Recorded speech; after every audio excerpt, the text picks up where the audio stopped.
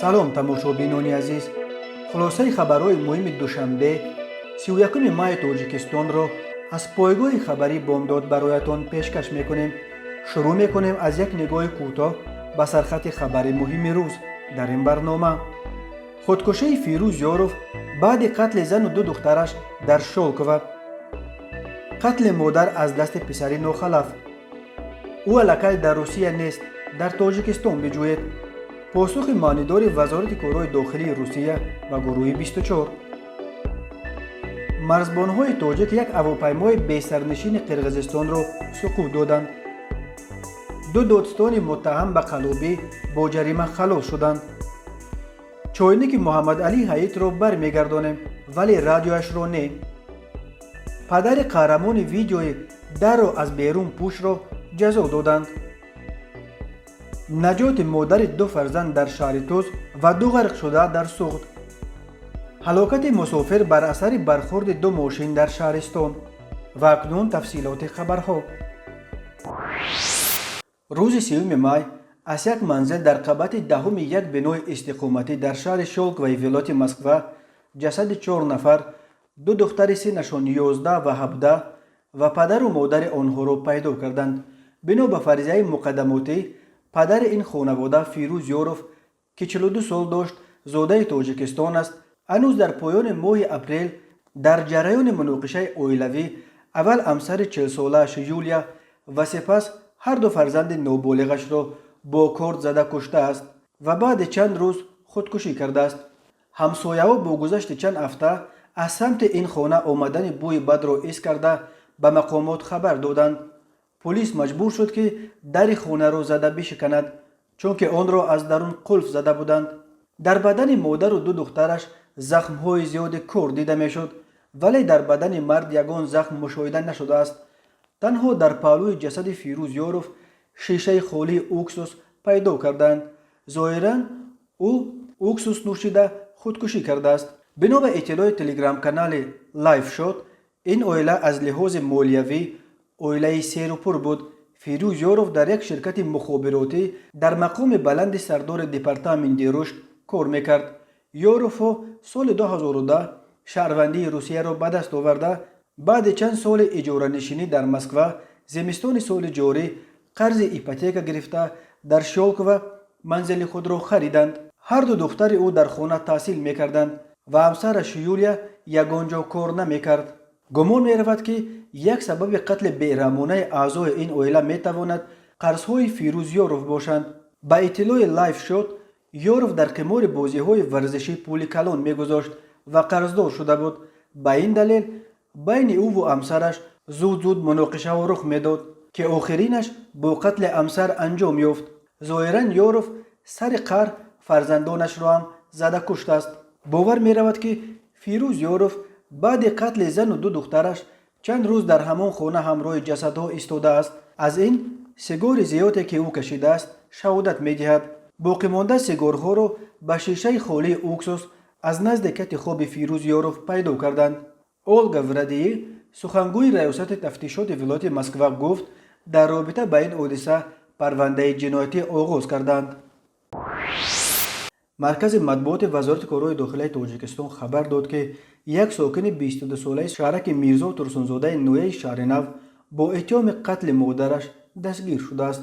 дар гузориши кӯтоҳе, ки рӯзи 31 май сомонаи расмии вазорати корҳои дохила таҳти унвони ба қатл расонидани модар аз ҷониби писари нохалаф нашр шуд.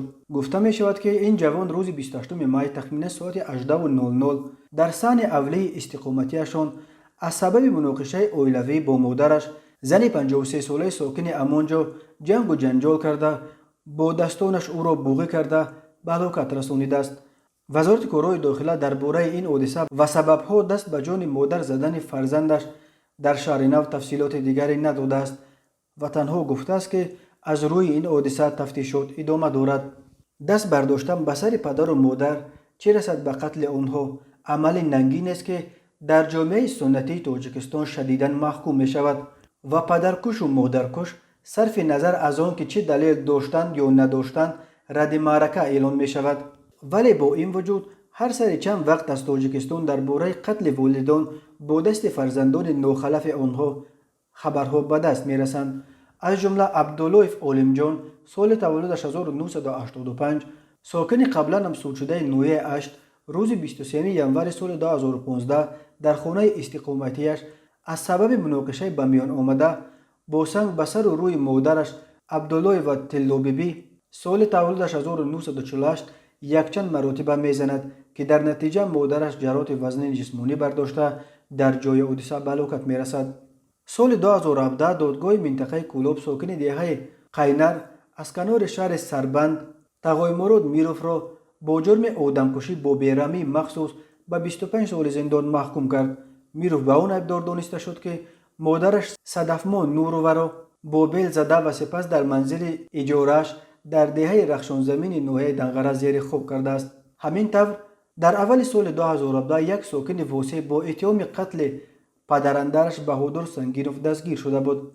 همچنین یک مرد 42 ساله ساکن نوحه اشت روز 21 نوامبر سال 2017 ساعت تخمینا 17:03 در حوله استقامتیشان از سبب مناقشه به میان آمده با پدرش مرد 86 ساله جنگ و جنجال کرده با عصای در دستش بوده یک مرتبه به سرش زده است.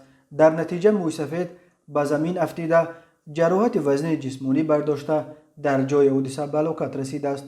ماه سپتامبر سال 2017 نیز در نوحه اشت یک چنین حادثه قتل پدر با دست پسر ثبت شده بود. ساکن شهرک شهیدان نوحه اشت نظراللهیف نیکبخت سال تولدش 1992 تخمینا ساعت 10 شب 12 سپتامبر پدر 47 سالش غیرت نظراللهیف را با بیل بیرحمانه زده کشته است. همین طور گزارش شده بود که یک مرد 40 ساله ساکن جماعت دهات خستیورز روز 13 سپتامبر سال 2017 تخمینا ساعت 13:30 به حوله استقامتی پدرش مرد 65 ساله آمده در پی جنگ و جنجال با کورد در دستش بوده 5 مرتبه به عضوهای بدنش زده است. در نتیجه جبر دیده جراحت وزن جسمانی برداشته در جای حادثه جان داده است. وزارت کارهای داخلی روسیه در پاسخ رسمیش برابر حرکت اپوزیسیونی فعلا در تاجیکستان ممنوع گروه 24 سوروب ظفر خبر داد که نماینده این سازمان در روسیه رحمتجان محمدجان هنوز روز 18 ماه قلمرو روسیه را ترک کرده است. وزارت کارهای داخلی روسیه به گروه 24 توصیه داده است که برای جستجوی او به مقامات حفظ حقوق تاجیکستان مراجعت کنند. گروه 24 قبلا خبر داد که نمایندهش در روسیه رحمتجان محمدجان از نیمه روز 18 ماه در مسکو بیدرک شده است. همسفانش ترس داشتند که مقامات روسیه او را مثل بسیار دیگر از فعالان اپوزیسیون تاجیک به تاجیکستان سپردند. پاسخ رسمی وزارت کارهای داخلی روسیه و توصیه‌اش جهت مراجعت به مقامات تاجیکستان برای جستجوی رحمتجان محمدجان بیانگر آن است که این فعال گروه 24 با احتمال غالب الکی به تاجیکستان استرداد شده است. مقامات تاجیکستان تا کنون به طور رسمی یا غیر رسمی این قضیه را شرح ندادند. رحمتجان محمدجان 31 سال دارد. او سال 2014 به گروه 24 پیوست و بعد از روسیه و دیگر کشورهای اسنگه به اروپا هجرت کردن بخش اعظم طرفداران گروه 24 در روسیه مانده چند سال آخر نماینده این گروه در روسیه بود. رحمتجان محمدجان همراه چند عضو دیگر گروه 24 ایون سال 2020 علیه اشتراک پرزیدنت تاجیکستان امامعلی رحمان در پراد غلبه در مسکو راهپیمایی اعتراضی دایر کرده بودند. او و شابدین بدالوف باز یک عضو فعال گروه 24 بعد آن اعتراض یک ماه را پشت پنجره به سر بردند. تنها روز 24 ایول پره آزاد شدند. شابدین بدالوف 1 سپتامبر سال 2020 در شهر نیژنی نوگورود روسیه دیگر باره از طرف افراد نامعلوم بازداشت شد. گروه 24 روز بعد اعلام کرد که بدالوف الکی به تاجیکستان استرداد کردند، ولی تا حال مقامات تاجیکستان استرداد بدالوف را رسما تصدیق یا رد نکردند و سرنوشت این عضو گروه 24 همچنان نامعلوم باقی میماند.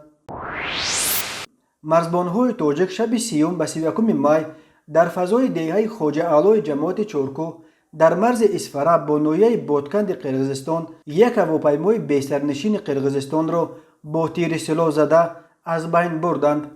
در این باره در فیسبوک بلوگر مقیم چورکو اسمتالله تغویف که بسیار وقت مقامات قدرتی مستقر در مرز اسفره خبرهای مربوط به وضع سرحد را توسط اون نشر میکنند خبر داد.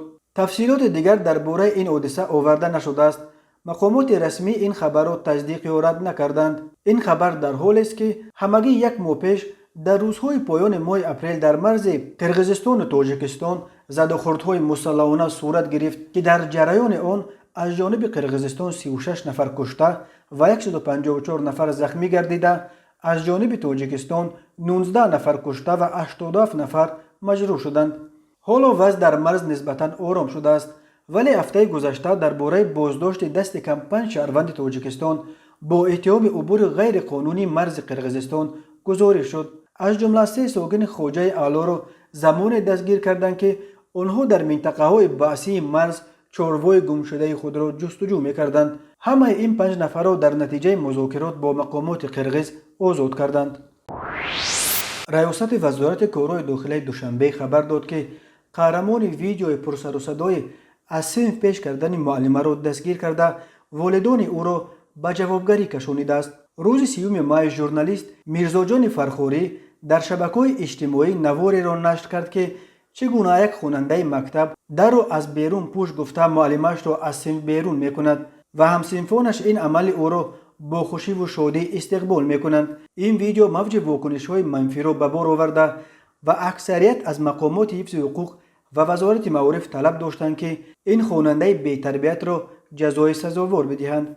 ریاست وزارت کارهای داخلی دوشنبه گفت الکی بعد 1 ساعت شخصیت قهرمان ویدیو را معاین کردند. ضمن سنجش معاین گردید که این عمل از جانب نابالغ سال تولدش 2004 ساکن کوچه نعمت قربایف خواننده صنف 11A مکتب عمومی رقم 76 نویه فردوسی صادر گشته با یک بی احترامی معلمه فن الگبر را از صنفخانه بیرون میکند. خبر داد مرکز مطبوعات میلیسیای پایتخت تاجیکستان. بنا به این منبع کارمندان میلیسیا با این نابالغ و همسبقانش صحبت‌های پروفیلاکتیکی گذرانیده در رابطه با این قضیه نسبت به پدر وی شهروند لایقوف نیکروز فرمانویچ سال تولدش 1972 ساکن شهر دوشنبه کوچه نعمت قربایف برای بی‌مسئولیتی نسبت به تعلیم و تربیت فرزند بر اساس ماده 90 کودکس حقوق ویرانکنی ماموری جمهوری تاجیکستان پروتکل ماموری ترتیب داده و برای بررسی به دادگاه ارسال کردند. بلیقای بر اساس این بند قانون آگاهی و یا جریمه به اندازه از 3 تا 5 نشان دهنده برای حسابها از 180 تا 300 سامانی تهدید میکند. تماشابینان عزیز، یادآور میشویم که خلاصه مهمترین اخبار تاجیکستان را از پایگاه خبری بامداد تماشا دارید. برنامه را ادامه میدهیم. دادگاه شهر دوشنبه جزای 2 دادستانی را که با قلابی به مقدار کلان عیبدار می شدند با جریمه به مبلغ نزدیک 200,000 سامانی از جوابگری آزاد نموده است. در این باره رادیو آزادی خبر داد. سیفالدین بحرالدین زاده مفتش سابق دادستانی نویه شامنصور و منوچهر احمدزاده دادستانی پیشین شعبه نظارت اجرای قانونها در مورد نابالغان در ولایت سوخت آخر ماه فوریه به قلابی عیبدار شدند. سیفالدین بحرالدین زاده تا زمان حکم دادگاه در بازداشت بود، اما منوچهر احمدزاده با شرط بیرون نرفتن از محله زیست در آزادی قرار داشت. حالا هر دو آزاد شدند. احمدزاده به آن عیبدار میشد که هنگام در دادستانی نویه رودکی کار کردنش با سوء استفاده از وکالت زمین‌های کشاورزی نویه رودکی را به ساکنان فروخته است. بعداً حجت چند ساکن نویه رودکی که زمین برای منزل زیست گرفته بودند قلبکی برآمد. آنها گفتند که برای گرفتن زمین به احمدزاده پول دادند. گفته است یکی از منبع رادیو آزادی. پدر او مظفر احمدزاده پلکوونیک عدلیه و از ماه سال 2020 معاون اول ریاست اگنتی مبارزه با کروپسیا در تاجیکستان است. سیفالدین بحرالدین زاده ماه ینور سال جاری یاور دادستانی نویه شامنصور تعیین شد و از این پیش در دادستانی نویه فردوسی شهر دوشنبه کار میکرد. با گفته مقامات نسبت به او زمان پرونده باشد که نفر با نام دولتشاه گیایف ساکن دوشنبه با گمان طلب پوره از یک تاجر بازداشت شد. گیایف شاهدی داده است که او با سفارش بحرالدین زاده از آن تاجر دولت طلب کرده بود.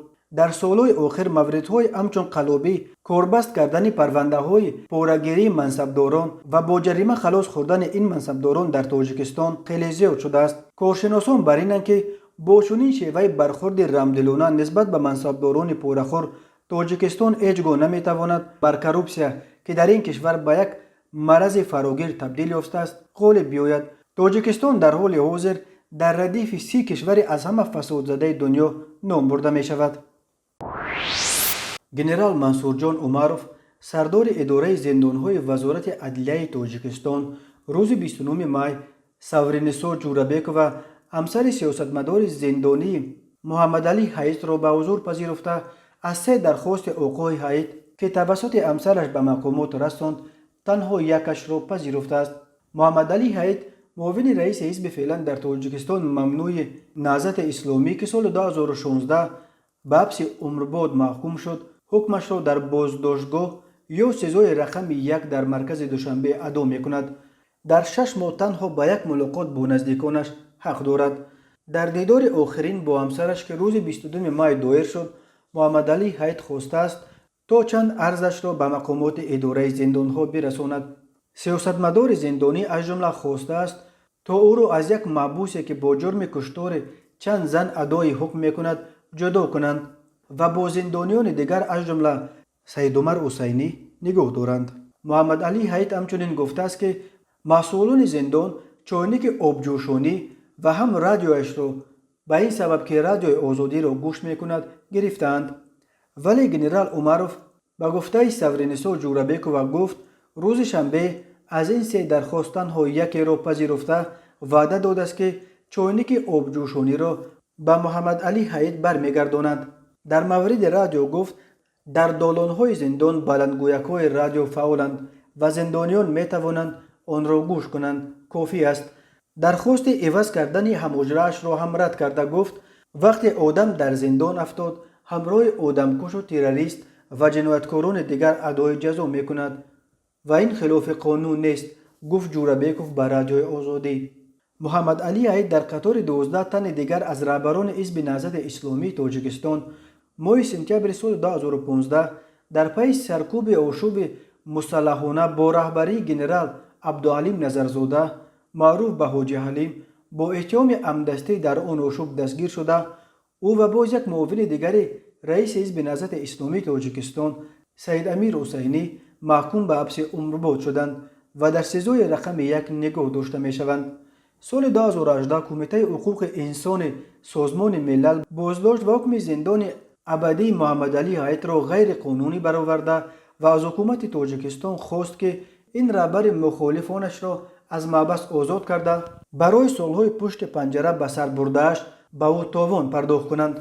ولی مقامات تاجیکستان از اجرای این توصیه کمیته حقوق انسان سازمان ملل دست کشیده گفتند که او در دادگاه بر اساس دلیل‌های اثبات شده محکوم شده است و در قانونگذاری تاجیکستان مکانیزم تغییر حکم دادگاه‌ها بر اساس توصیه‌های سازمان بین المللی از جمله سازمان ملل اصلاً پیش بینی نشده است.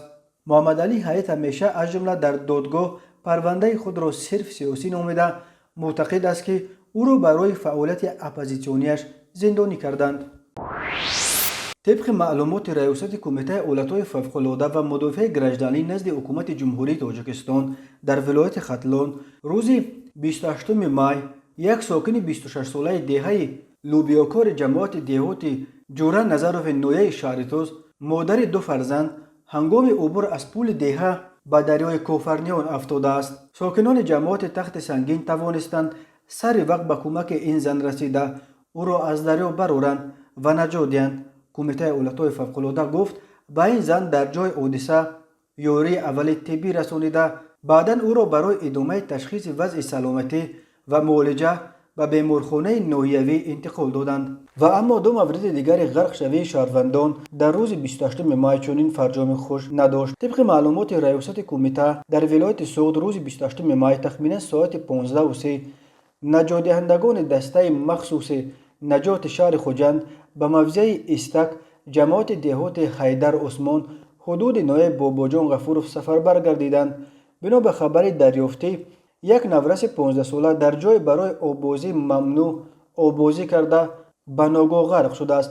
бо роҳандозии корҳои ҷустуҷӯӣ ва наҷот имдодгарони бахши раёсат дар шаҳри хуҷанд ҷасади ӯро аз дарё берун оварданд ва ба мақомоти дахлдор таслим намуданд.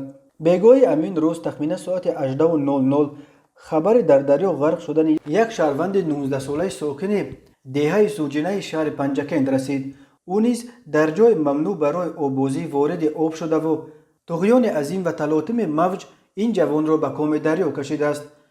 наҷотдиҳандагони бахши раёсат дар шаҳри хуҷанд ҷасади ӯро аз об берун оварда ба мақомоти ҳифзи ҳуқуқ супориданд. кумитаи ҳолатҳои фавқулода бори дигар аз мардум хостааст ки танҳо дар маконҳое оббозӣ кунанд ки иҷозат аст. ҷойҳои беиҷозат маъмулан хатарнок ва метавонанд сабаби фоҷиа шаванд. ду ҳодисаи рухдода далели ин гуфтаҳост, таъкид кардааст кумитаи ҳолатҳои фавқулода. дар 5 моҳи аввали соли 2021 бино ба омори кумитаи ҳолатҳои фавқулода дар куллу дарёҳои тоҷикистон дасти кам 36 нафар аз ҷумла 15 кӯдаку навраси то синни 16 ғарқ шуданд. рӯзи 29 май тахминан соати 12:10 бар асари бархӯрди ду мошин тамғаи Toyota Corolla ва Mercedes Benz дар шоҳроҳи Хуҷанд Чаноқ Душанбе дар ҳудуди мавзеи Қумбели ноҳияи Шаҳристон мусофири Toyota Corolla Ҷумаев Содир соли таваллудаш 1971 сокини ҷамоати Гули Сурхи шаҳри Истарафшан ҷароҳати вазнини ҷисмонӣ бардошта дар ҷои ҳодиса ба ҳалокат расидааст. ронандаи Toyota Одилзода Баҳром соли таваллудаш 1993 сокини ҷамоати Гули Сурх ва мусофири дигараш Сироҷиддин Аслиддин соли таваллудаш 1991 сокини шаҳри Истарафшан ҷароҳатҳои гуногуни ҷисмонӣ бардошта дар беморхонаи марказии ноҳия бистарӣ гардиданд. вазорати корҳои дохила гуфт, садама бо айби ронандаи Toyota рӯй додааст ки бехатарии ҳаракати роҳро таъмин карда натавониста ба Мерседеси таҳти идораи Шермирзоев Юнусалӣ соли таваллудаш 1987 сокини шаҳри Бохтар бархӯрдааст.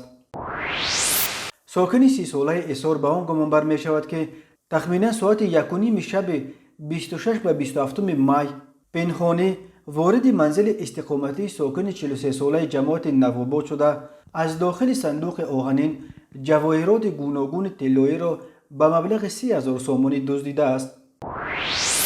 сокини 25-солаи қаблан ҳам барои дуздии судшудаи ҷамоати Даҳанаи Кулоб ба он гумонбар мешавад ки рӯзи 24 май тахминан соати 15:30 аз заминҳои чарогоҳи ҷамоати Зиракӣ як сарчорвои калони мутааллиқ ба сокини 40-солаи Зиракиро дуздида ба соҳиби гов 6,000 сомонӣ зарар расонидааст. инчунин сокини 25-солаи Конибодон ба он гумонбар мешавад ки шаби 29 май тахминан соати 01:20 аз ҳудуди заминҳои хоҷагии деҳқонии турсунои ҷамоати Пулдон як сар чорвои калон дуздида ба соҳиби чорво сокини 32-солаи Пулдон 7,000 сомонӣ зарар расонидааст.